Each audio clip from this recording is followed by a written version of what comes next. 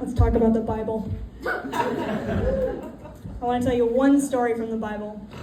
It's a story about a man named Lot. It starts in heaven. God is there. God's like, I hate Sodom. God hates Sodom because Sodom is a city that's named after sodomy. And sodomy is the straight word for gay sex. God doesn't like gay sex because God's a dick. So God goes to an angel, straightest angel he can find, and he goes, you gotta get down to Sodom and you gotta find me some good Christian men. And the angel's like, cool. And God goes, if you can't, I will burn that city to the fucking ground. The angel's like, got it. What? And so God sends the angel down to Sodom, and as the angel falls from heaven, he transforms. He transforms into a beautiful man to go to the town of gay sex. Bad idea. Immediately, there's a crowd of men chasing him, and the angel's like, those do not look like good Christian men. They look gay and horny. So the angel starts running, and he runs, and he goes to the first house he can find. Big gamble in Sodom. He knocks on the door, and who answers the door but a good Christian man named Lot. So the angel goes, hi, I'm an angel sent by God, and there's a big crowd of horny gay men chasing me. And I'm just trying to find some good Christian men. Can you please let me in? And so Lot lets him in. Because what is Lot? A moron. A guy's trying to get into your house because he's looking for a good man. Do not let him in. You're in Sodom, dude. That's a trick. You're about to get sodomized. But Lot, for some reason, lets the angel in, and as soon as the door closes, it's the crowd. It's the crowd of horny gay men. And Lot decides to crack open the door like a good Christian moron. And he goes, hello. And the crowd says, and I don't like quoting from the Bible directly because it's all written in an old dialect from like 1,000 years ago. But I'll quote this passage directly. The crowd says, and I quote, bring us that man so that we can have sex with him. That's what they went with. They don't say know him. They don't say lay with. They don't even say sodomize. That's your whole thing. Anyway, Lot's like, hey, look, if you have sex with that guy, God will be very angry. And the crowd's like, okay, that makes it hotter. And Lot's probably dealt with these people before. He's like, oh my God. Okay. You can't have sex with him. He's an angel. And the crowd's like, well, we gotta have sex with somebody. And so what does Lot do? This good Christian man looks at his wife. He looks her up and down and he's like, no, they're not gonna fall for that. So he looks at his 2 daughters and he's like, do you wanna have sex with my 2 daughters? And the crowd goes, this is Sodom, that's not what we're here for. You're looking good though. Lot slams the door like, we gotta get out of Sodom. I think his daughters were like, really, Dad? That's where you draw the line? That's when God decides to chime in. God appears in the ceiling, I guess. They're in a house, there's a roof. Anyway, God appears and he goes, Lot, do not be afraid. I will protect you from these sodomites.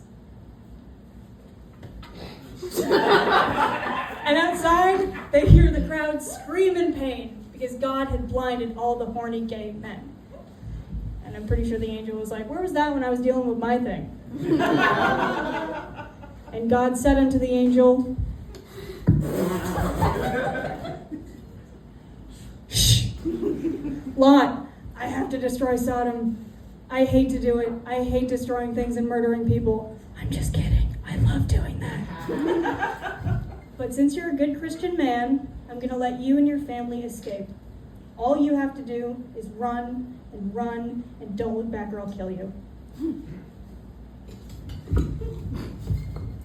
They're all like, why is that a rule? And God says, because this is the Old Testament and I'm a dick. So, they run. brimstone shoots down at them. Every single horny, gay, blind man and one angel probably. They all die. But Lot and his family make it out of Sodom alive. And that's when Lot's wife looks back. Like a typical woman, she's not listening. She's not following a man's simple instructions just because they're scary and they don't make sense. So obviously, she has to die. Lot's wife looks back at Sodom, the place where she married her husband, birthed her children, a beautiful town full of wonderful gay men. She looks back and God kills her. So she's dead. She dies, and Lot and his daughters, they never find out. They never ask any questions either. They're like, where's mom? Fuck mom. She's gone. Didn't listen to God. So ladies, if you learn anything tonight, it's to not question men. Just do what they say and they won't hurt you. So Lot and his obedient daughters, they keep running. They run and run and run through the desert until they find a cave. And as Lot walks into the cave, one of his daughters pulls the other one aside and goes, look, I don't really think Dad has a plan. Doesn't look like we're coming up on any sort of civilization. And I've never been allowed to be educated, so for all I know, Sodom was the only city on Earth. Except for Gomorrah, and I have not heard good things. So I think we should just start a new civilization here. I know. One problem, there's no men around to have babies with.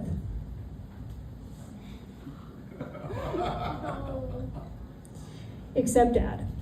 But Dad's a good Christian man. It is going to take an enormous amount of convincing for him to have sex with his own daughters. And look, I'm tired, you're tired, Dad's tired. How about we just wait until Dad falls asleep and then fuck him? And then they do. These two girls fuck their dad while he's passed out. He has no idea. Lot wakes up the next morning like, oh, morning kids, how you feeling? And they're like, pregnant, don't ask. And Lot doesn't ask, and God forgets, I guess. And the civilization they start in that cave, it grows and grows into all of this fucked up shit. Isn't that one of the stories you've ever heard?